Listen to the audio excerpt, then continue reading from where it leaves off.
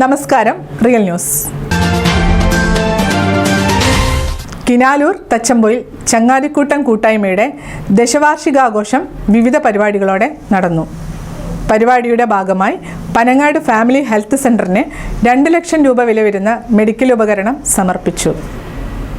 ചടങ്ങ് പനങ്ങാട് ഗ്രാമപഞ്ചായത്ത് president VM Kuttikrishnan ഉദ്ഘാടനം ചെയ്തു.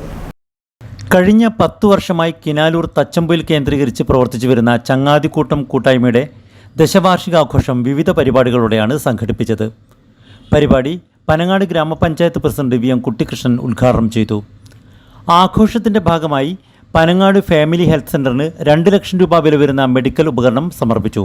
Panangad medical officer doctor Aparna ഉപകരണങ്ങൾ ഏറ്റുവാങ്ങി.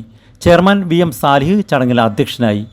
ഗ്രാമപഞ്ചായത്ത് മെമ്പർമാരായ സാജിദ കൊല്ലരുകണ്ടി, ഇസ്മയിൽ രാരോത്ത്, വിവിധ രാഷ്ട്രീയ പാർട്ടി പ്രതിനിധികളായ ഭരതൻ, നാസർ ഏഴുകണ്ടി, പ്രഭാകരൻ മാസ്റ്റർ തച്ചമ്പൊയിൽ, യുവകവി നൗഫൽ പനങ്ങാട്, O അബൂബക്കർ ഹാജി, റഷീദ് ചന്ദ്രത്തിൽ എന്നിവർ സംബന്ധിച്ചു. ജാഫർ MT സ്വാഗതവും ഷബീർ കുന്നുമൽ നന്ദിയും പറഞ്ഞു. പരിപാടിയുടെ ഭാഗമായി ഇശൽ സന്ധ്യയും അരങ്ങേറി.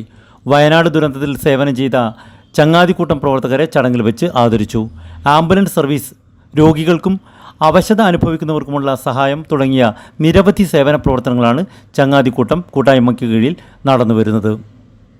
Real news, Balussery.